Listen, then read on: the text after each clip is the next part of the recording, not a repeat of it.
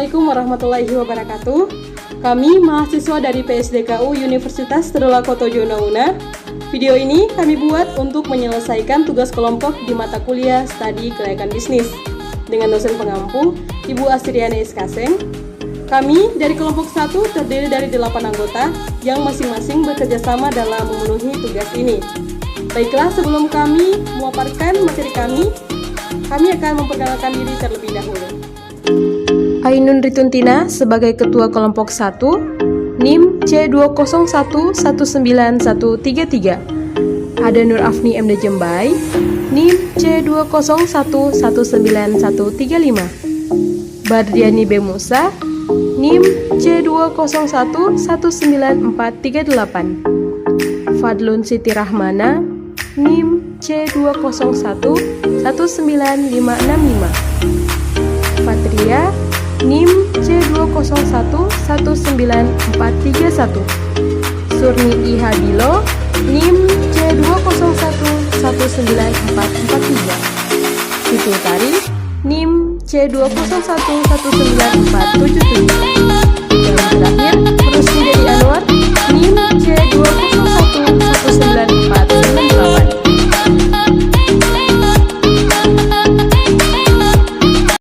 Pembahasan pertama yaitu masalah manajemen operasional. Manajemen operasional adalah suatu fungsi atau kegiatan manajemen yang meliputi perencanaan, organisasi, staffing, koordinasi, pengarahan, dan pengawasan terhadap operasi perusahaan.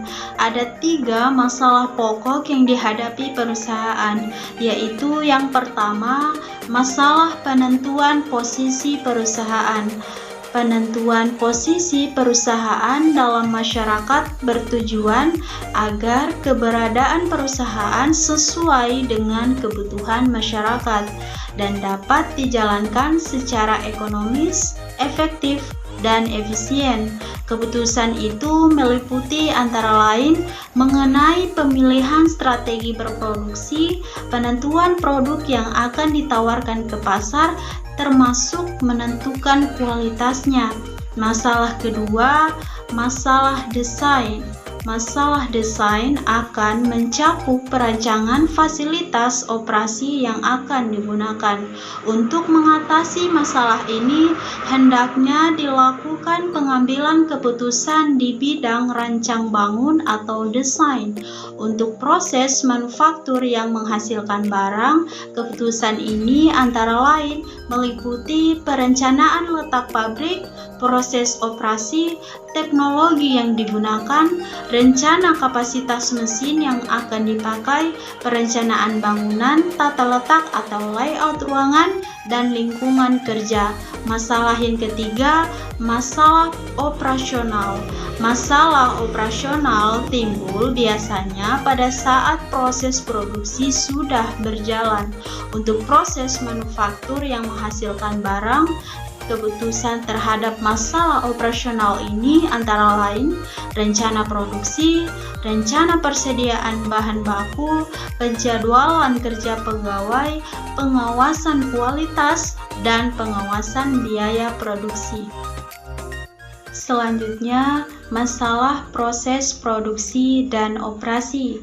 Masalah yang pertama, pemilihan strategi produksi agar barang dan atau jasa yang akan diproduksi dapat memenuhi kebutuhan konsumen. Biasanya didahului dengan suatu kegiatan penelitian seperti penelitian pasar dan pemasaran. Contoh studi mengenai aspek pasar dan pemasaran telah dipaparkan pada bab terdahulu. Dari masukan penelitian pasar dan pemasaran ini, berikutnya akan ditetapkan macam-macam produk yang menjadi alternatif untuk dibuat. Mengacu pada alternatif produk-produk ini, selanjutnya akan dikaji pula kaitannya dengan aspek-aspek yang lain, seperti aspek keuangan dan seterusnya. Masalah kedua yaitu pemilihan dan perencanaan produk setelah beberapa alternatif ide produk tersaring. Selanjutnya akan dikaji mengkaji produk atau beberapa produk apa yang menjadi prioritas untuk diproduksi. Biasanya untuk menetapkan produk atau produk-produk tersebut akan dilakukan melalui tahapan-tahapan pekerjaan. Pada umumnya, tahapan itu meliputi penentuan ide produk dan seleksi, pembuatan desain produk awal, pembuatan prototipe, dan pengujian terakhir implementasi.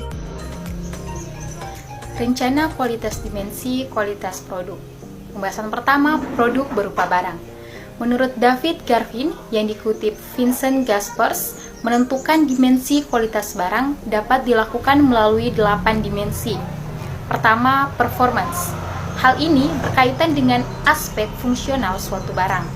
Kedua, ada futuris, yaitu aspek performansi yang berguna untuk menambah fungsi dasar berkaitan dengan pilihan-pilihan produk dan pengembangannya. Ketiga, reliability.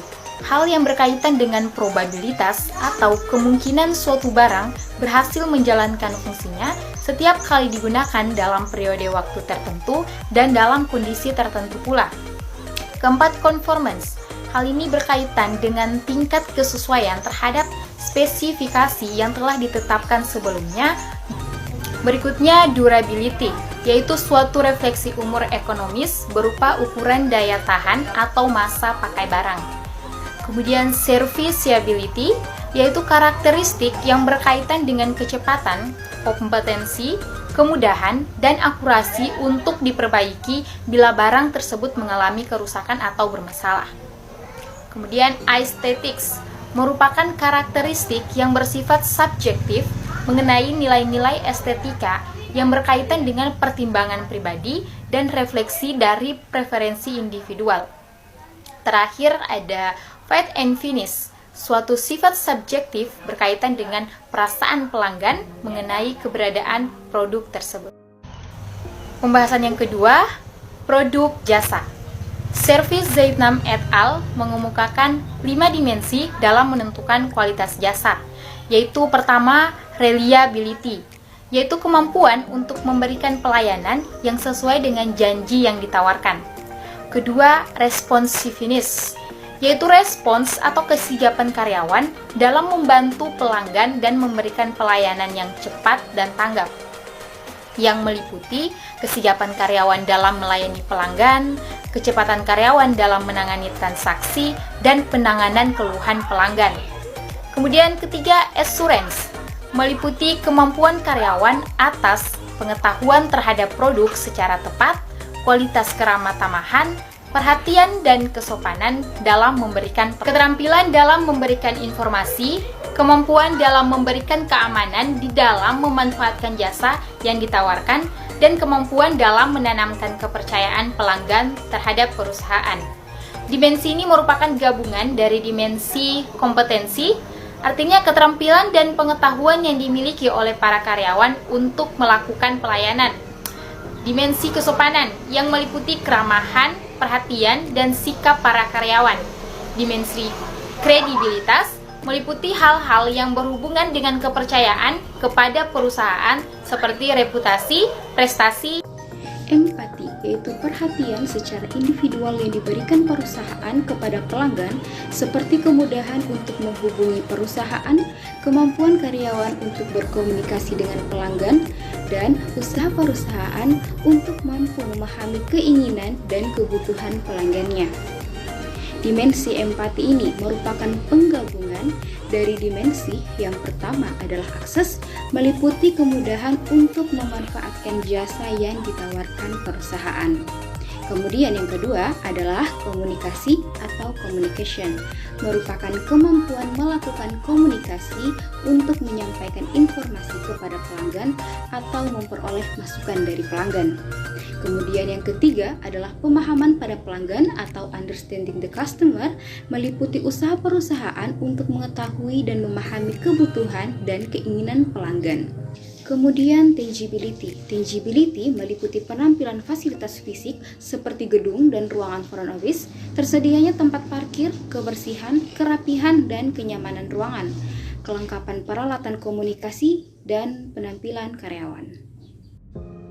Kemudian yang berikutnya pemilihan teknologi.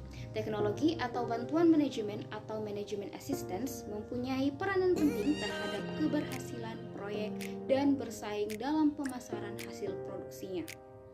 Teknologi tepat guna mampu meningkatkan efisiensi kegiatan produksi, mempercepat proses produksi, dan mengurangi jumlah limbah bahan baku yang digunakan proyek, sehingga dapat menekan harga pokok persatuan produk. Adapun pedoman pemilihan teknologi meliputi yang pertama, mutu spesifikasi dan jenis produk yang akan dihasilkan dengan mempergunakan teknologi yang akan dipilih dapat diterima para konsumen. Yang kedua, teknologi yang dipilih dapat menjamin tercapainya kapasitas produksi ekonomis. Yang ketiga, teknologi yang akan dipilih tidak akan menimbulkan kesulitan dalam pengadaan tenaga teknis serta bahan baku dan pembalut. Yang keempat, teknologi yang dipilih tidak akan meningkatkan anggaran pengadaan peralatan produksi secara berlebihan.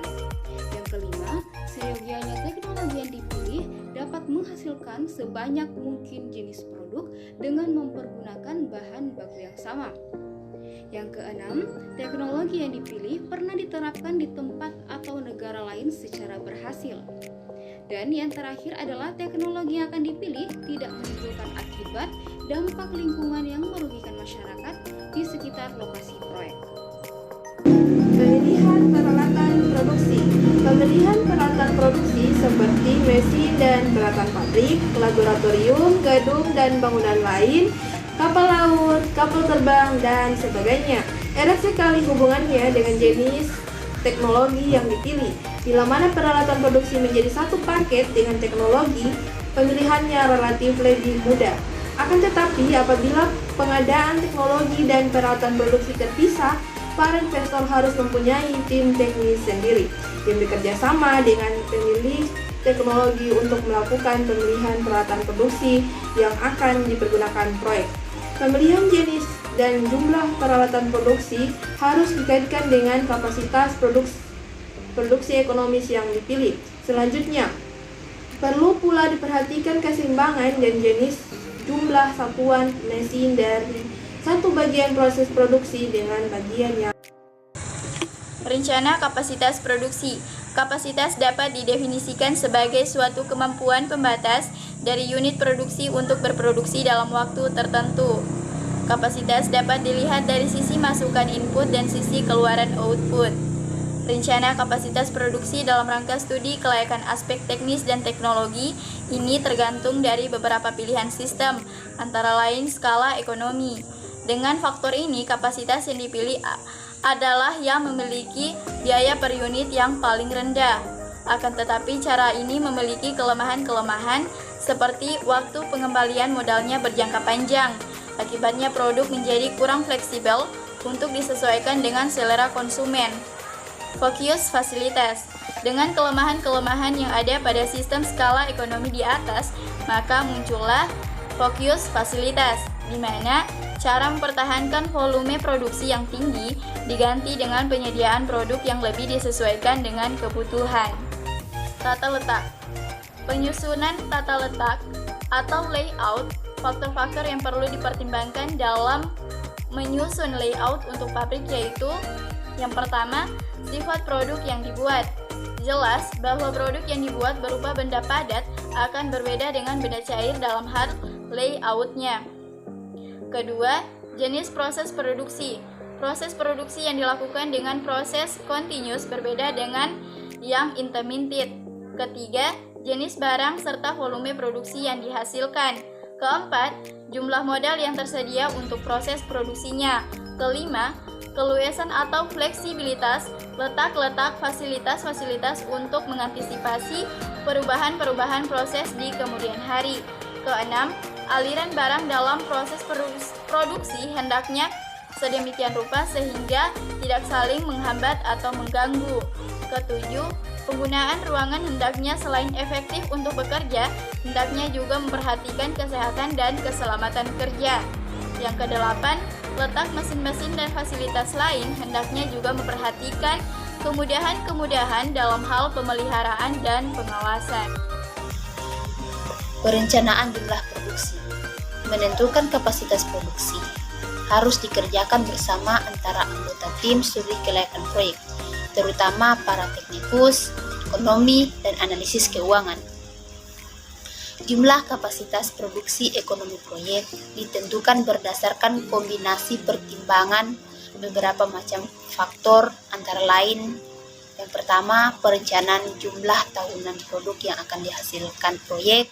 Yang kedua, terutama bagi proyek dalam sektor industri manufaktur, prospek pengadaan bahan baku dan bahan pembantu yang diperlukan dalam kaitannya dengan jumlah kemudahan pasokan mutu dan harga yang layak. Ketiga, hasil analisis titik impas atau break-even point. Keempat, standar kapasitas produksi, peralatan produksi yang umumnya ditawarkan di pasar. Kelima, permintaan. Jumlah permintaan konsumen dapat diperkirakan dengan cara-cara seperti yang telah dipaparkan dalam bab mengenai aspek pasar dan pemasaran di depan. Keenam, kapasitas pabrik. Jumlah permintaan hanya dapat disediakan berdasarkan pada kapasitas yang dimiliki oleh mesin-mesin yang tersedia. Ketujuh, modal kerja.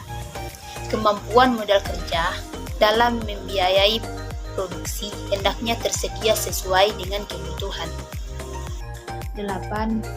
Peraturan pemerintah dan ketentuan teknis lainnya juga berperan dalam perencanaan jumlah produk. Resiko aspek teknis dan teknologi dan cara mengantisipasi.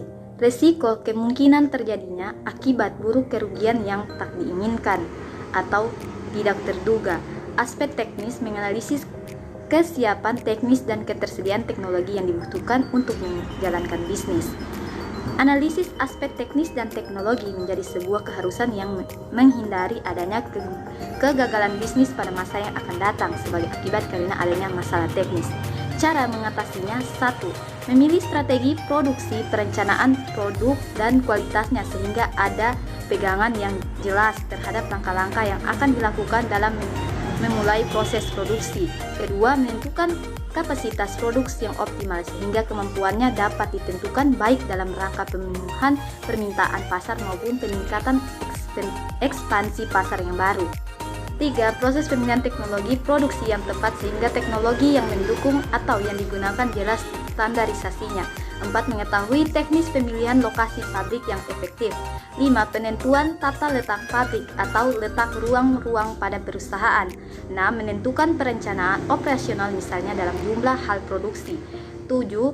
Khusus dalam industri manufaktur, persediaan bahan baku hendaknya tidak kurang atau lebih. Demikian pula persediaan barang jadi. 8. Pengawasan kualitas produk baik dalam bentuk barang atau jasa hendaknya dapat dilakukan dengan baik. Baik, kelompok kami dapat mengambil kesimpulan bahwa aspek teknis dan teknologi merupakan suatu aspek yang berkenaan dengan proses pembangunan proyek secara teknis, teknologi dan pengoperasiannya setelah proyek tersebut selesai dibangun. Aspek teknik berkaitan dengan proses produksi, dimulai dari bagaimana strategi dan perencanaan produksi sampai kepada kapasitas dan volume produksi.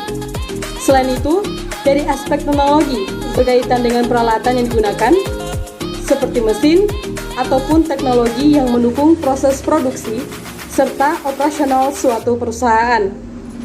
Tidak hanya itu, perencanaan letak usaha dan layout juga menjadi bagian dari studi kelayakan aspek teknik dan teknologi, karena hal tersebut akan menentukan ukuran dari bangunan yang akan dibangun.